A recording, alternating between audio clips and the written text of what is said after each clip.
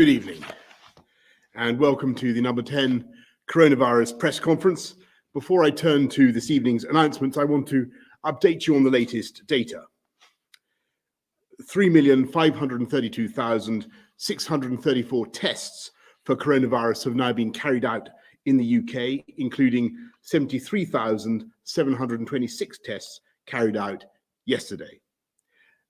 261,184 people have tested positive, and that's an increase of 1,625 cases since yesterday. 8,834 people are in hospital with COVID-19 in the UK, and that's down 12% from 10,092 this time last week. And sadly, of those who tested positive for coronavirus across all settings, 36,914 have now died. That's an increase of 121 fatalities since yesterday. And this new figure includes deaths in all settings, not just in hospitals. And once again, my deepest condolences go out to all those who have lost their loved ones before their time. And we must and we will not forget them. 2 weeks ago, I set out our roadmap for the next phase in our fight against COVID-19. And it's a cautious plan informed by the evidence about what is safe, and it's conditional upon our continual progress against the virus. And we are making progress. Thanks to this country's collective efforts, the key indicators are heading in the right direction. The daily number of deaths is down. The number of new cases is down. Our survey evidence suggests the infection rate is falling, and the R has not risen above 1. So just over 2 weeks ago, we moved to step 1 of our plan, encouraging those who are unable to work from home to go back to work, with new guidelines setting out how workplaces can be made COVID secure. At the same time, we allowed people to spend more time outdoors and to meet one member of another household outside, provided they remain 2 meters apart. I also said we would be able to move to step 2 of our plan no earlier than Monday, the 1st of June, a week today. We will set out our formal assessment of the 5 tests that we set for adjusting the lockdown later this week as part of the 3-weekly review we are legally required to undertake by Thursday. But because of the progress we are making, I can with confidence put the British people on notice of the changes we intend to introduce as we move into step 2.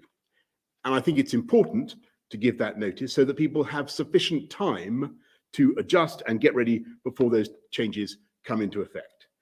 Yesterday, I set out our intention to begin reopening nurseries and particular years in primary schools, reception year 1, year 6, from the 1st of June, followed by some contact for those secondary school pupils with exams next year from the 15th of June. Some contact for years 10 and 12 from the 15th of June with their teachers. This announcement has given schools, teachers, and parents clarity about our intentions, enabling them to prepare in earnest. The Department for Education is now engaging with teaching unions, councils, and school leaders to help schools get ready. Today, I want to give the retail sector notice of our intentions to reopen shops so they too can get ready.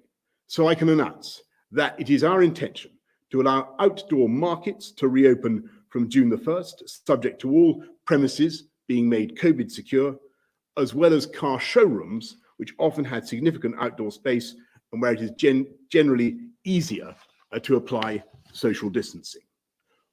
We know that the transmission of the virus is lower outdoors and that it is easier to follow COVID secure guidelines in open spaces. That means we can also allow outdoor markets to reopen in a safe way that does not risk causing a second wave of the virus. Then, from the 15th of June, we intend to allow all other non-essential retail, ranging from department stores to small independent shops, to reopen. Again, this change will be contingent upon progress against the 5 tests and will only be permitted for those retail premises which are COVID secure. Today, we are publishing new guidance for the retail sector, detailing the measures they should take to meet the necessary social distancing and hygiene standards. Shops now have the time to implement this guidance before they reopen. And this will ensure there can be no doubt about what steps they should take. While the vast majority of businesses will want to do everything possible to protect their staff and customers, I should add that we will of course have the powers we need to enforce compliance where that is required. I want people to be confident that they can shop safely, provided they follow the social distancing rules for all premises. The food retail sector has already responded fantastically well, enabling supermarkets to be kept open in a safe way. And we will learn lessons from that experience as we allow other retail to open. These are careful but deliberate steps on the road to rebuilding our country. And we can only take these steps thanks to what we have so far achieved together. We will only be successful. We will only be successful if we all remember the basics. So wash your hands, keep social distance, and isolate if you have symptoms, and get a test. I'm now going to hand over to Yvonne Doyle, Medical Director of Public Health England, to take us through today's slides. Yvonne. Thank you, Prime Minister. So we have several slides here, and the first one is about what's going on in the population. So you can see here in the yellow circle that 0.25% of the population is the average proportion of the community that had the infection in a particular week, which was the 4th to the 17th of May. Now, this work is produced through estimates, but also through a household sampling survey undertaken by the Office for National Statistics. And that tells us also that 137,000 people in the community in that week were likely to have the infection. This is some time ago. In any week recently, 61,000 might have been infected. There is a range in that, but that is a fairly stable figure. And that leads us to look at the so-called reproduction of the virus between people.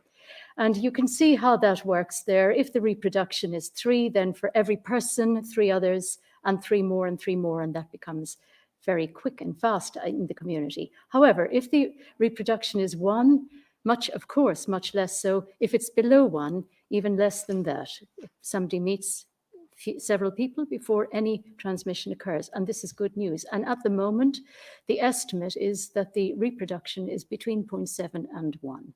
Could I have the next slide, please? So this shows us the testing, which is always of interest, and the testing at the moment shows, as the Prime Minister has said, that 3.5 million tests have been done in total, and on a daily basis, recently the tests have been around 73,000, 74,000. And correlating with that, we have the confirmed cases here, and the confirmed cases on the 25th of May were just over 1,600. And in total, that leaves us with 261,000, over 261,000 tests in that period from the 21st of March to the 25th of May. But you can see the trend here is downwards. This is a 7-day rolling average, because weekends we do have fewer tests confirmed and fewer tests taken. Thank you. Could I have the next slide? So the hospital data continued to give us good news, and this is very important because this shows us really how many very ill people there could be in the community who need admission. And the number of admissions estimated with the disease on the 23rd of May was 595. That's daily, and that's down considerably. And that's good news, but also those who are most unwell in ITU, on mechanical ventilators, That's a decline of 15% from the 17th of May. So we now have 12% of people on mechanical ventilation. And you can see here the 4 countries showing broadly the same trend. In smaller numbers, that does vary, but you can see with England, it's a fairly firm downward trend. So this is good news for the population. Could I have the next slide, please? And then we're looking at this by region, and there are regional variations. And we can see here where London has a very distinctive epidemic curve. And that is because London was first really to experience this epidemic in early to mid-March, and the other regions perhaps followed on and the devolved administrations. So that's why you're seeing, mainly why you're seeing different patterns in the various regions, but the trend is mainly downwards. The numbers are small in certain regions, such as it's smaller in the southwest, of course, in Wales. There is more perhaps oscillation flatness there, but you can see in the areas which have had large numbers of cases, there is a definite downward trend. Could I have the next slide, please?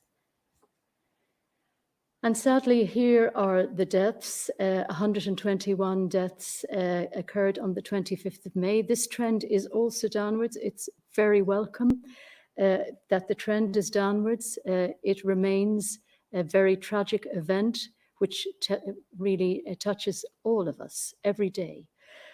However, I do want to point out that it does vary at weekends as well, and bank holidays may show particular downward trends, but we need to be prepared that we're not quite through this yet. But altogether, 36,900 people have died from COVID disease who've had a positive test. And I think that is the last slide. Thanks very much, Yvonne. Let's go to our questions, both from the public and from the media. We'll go first to Stuart from Selby. Good afternoon. Good afternoon. If UK travellers returning from abroad are going to be told they must self-isolate for 14 days, what actual capacity will exist for health officials to perform spot checks? And will the government be ensuring those people self-isolating receive food and medical essentials during this time? Thank you.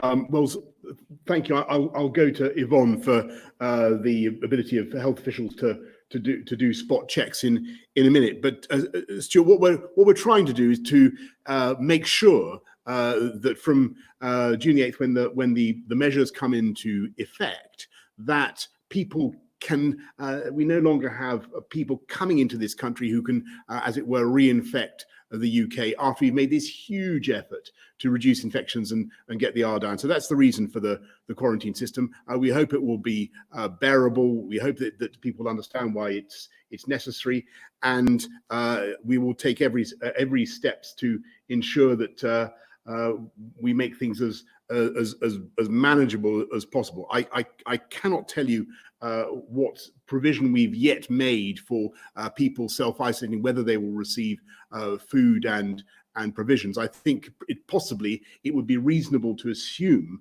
as they come into the UK, knowing the rules, that they will take steps to self-isolate somewhere where they can make sure that they are provided for. But obviously, if they can't, then local authorities are ready and to make sure that they're well looked after. Yvonne, do you want to say anything about our ability to carry out spot checks? Thank you, Prime Minister. So, Stuart, we've been working hard over the recent months since we set up our contact tracing advisory service in March on a trial basis, and we're now working to connect that, and it will connect with the various places that people will need follow-up and will need support and contact tracing. Now, we've had some experience of this considerably in the contain phase between January and March, where our colleagues were very much connected with the ports and the border force. We were able to ascertain people who were not well when they were coming in and to follow those up. And that system will continue to be the case. Where people are unwell or we are concerned, then we would certainly want to follow them up through our contact tracing service.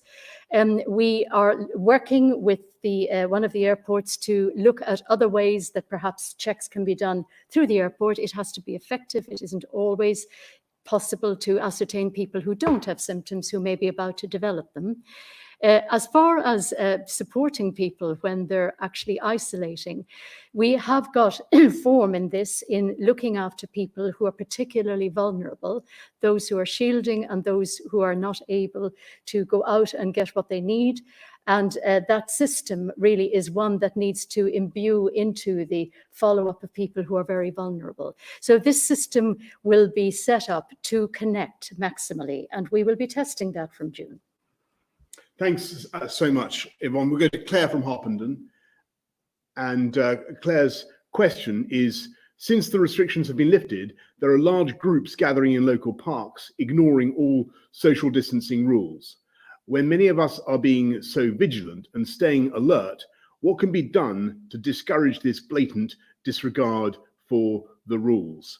Well, Claire, I'm going to hand over to Yvonne to talk a little bit about transmission outdoors. But let me just say that it is absolutely vital that all of us continue to observe the rules on social distancing, on washing our hands, and making sure that if we have symptoms that we self-isolate, get a test as we go forward. And the only reason we've been able to make as much progress as we have, the only reason that I'm able to announce that we're able finally to begin getting schools back, to begin getting retail back from the 1st of June is because this country has observed the social distancing rules. So Claire, what I would say is, obviously, you should feel free to speak to people yourself if you feel that they're not obeying the rules, but the police will step in if necessary and encourage people to obey the law. Prime Minister, just to say, Claire, thank you for the prompt here to say that what we're doing going forward very much depends on a partnership between the population and the unlocking process that we're trying to support to happen.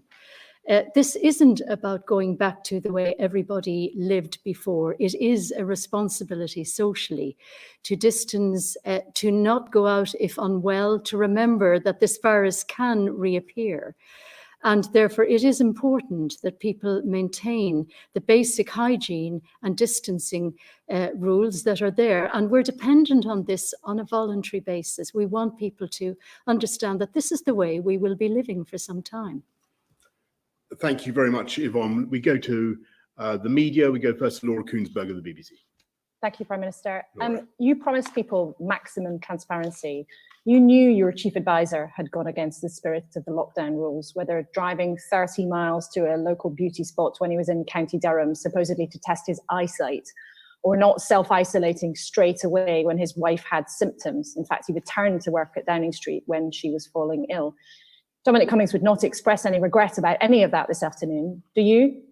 Well, first of all, let me just repeat what you heard earlier on today, which is that it's absolutely true that I didn't know about any of the arrangements in advance. What I think did happen was while I was ill and about to get a lot sicker, we had a brief conversation in which I think Dominic Cummings mentioned where he was. But I have to tell you, Laura, at that particular stage, I had a lot on my plate and really didn't focus on the matter until these stories started to emerge in the last few days. So my answer to your question is do I regret what has happened? And yes, of course, I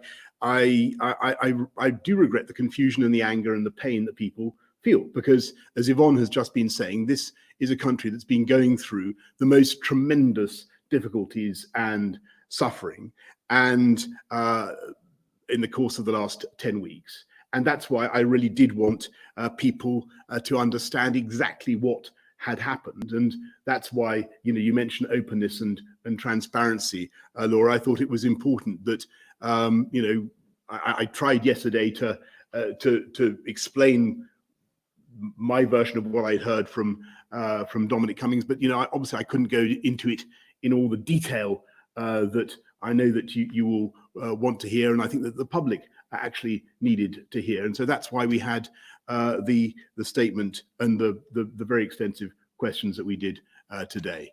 Thank you very much, Laura. Can we go to Robert Peston of ITV News? Robert. Good afternoon. You heard yesterday the long account that Dominic Cummings gave us today of his reasons for driving 260 miles to Durham, and inevitably it leaves some questions unanswered. So his main reason, he said, for driving to Durham was because of protests outside his house. But of course, in full lockdown, the risk of those protests is reduced perhaps to nil. So it seems a slightly odd reason. I wondered if you'd asked him about that. And secondly, his excursion to Barnard Castle, 30 miles, again, seemingly breaking the rules, was to test his eyesight to see if he could drive back to London. But why didn't his wife, Mary Wakefield, who was better than he was, drive back to London? Or why didn't you just lay on, or the government lay on a car, given his importance? Well, look, I mean, Robert, you're a formidable journalist, and those are very good questions. But I have to tell you that, to the best of my knowledge, Mr. Cummings has just subjected himself to your interrogation for quite a long time now about these very detailed matters, and has produced quite a substantial chunk of autobiography about what happened in the period from the 27th of March to the 14th of April. I really feel that it would be wrong of me to try to comment further on what he said. I think people will have to make their minds up. I think he spoke at great length. To me, he came across as somebody who cared very much about his family and who was doing the best for his family. I think, as he said himself, reasonable people may disagree about some of the decisions that he took, but I don't think reasonable people can disagree about what was going through his head at the time and the motivations for those decisions. And as I say, my conclusion is that I think he acted reasonably, legally, and as I said yesterday, with integrity and with care for his family and for others. So I think those other questions you should direct with respect to Mr. Cummings, and you had quite a go at that today. Can we go to Beth Rigby from Sky News? Yes, thank you, Prime Minister. Many people who also really love their families made huge sacrifices that you asked them to make in this national effort. And for many people, Mr. Cummings' account of why he appeared to break lockdown rules simply won't be good enough. Your own scientific advisors have said by backing him, you're undermining your government's key public health message at a time of crisis. Are you compromising the government's response to this pandemic because you can't cope in number 10 without Mr. Cummings? Well, thank you for that, Beth. I just want to, the most important thing in all this is to repeat our message. And, you're absolutely right to dwell on that. And the only reason we can make progress as a country, the only reason that we're able to get this disease under control, the only reason that we've got the numbers of deaths down and the numbers of infections down, and so that we're actually in a position with our track and trace and isolate operation really to deal with it, is because people have obeyed the guidelines. You had an extensive opportunity to talk earlier on, to hear earlier on about how a member of my staff tried to obey the guidelines, and I think I heard your questions there, and I thought they were good and apposite. I really can't add anything to those. People will have to make up their own minds. What I will say is it's absolutely vital that people continue to observe the government's public health message and continue to observe the guidelines. And I do think one thing that is in danger of getting lost in much of this, and people think it's banal, but it so bears repeating, the single best thing you can do to stop transmission of this virus and to prevent yourself being infected by it is to wash your hands, and to wash your hands repeatedly. And that, I'm afraid, is one message that we are going to keep repeating throughout this crisis. Thank you very much, Beth. Can we go to Lucy Fisher of The Times, please? Lucy. Prime Minister, is your backing for Dominic Cummings unconditional? Or if it does become clear that he's undermining compliance with public health messaging, are you prepared to revisit this decision? I'm, of course, no, I can't give any unconditional backing to anybody, but I do not believe that anybody in number 10 has done anything to undermine our messaging. What we want to make absolutely clear to the public is that the only way to solve this problem is if we stay alert, follow the guidelines, control the virus, and save lives. And that has been immensely effective so far. We're coming now to a difficult, a more difficult change of gears.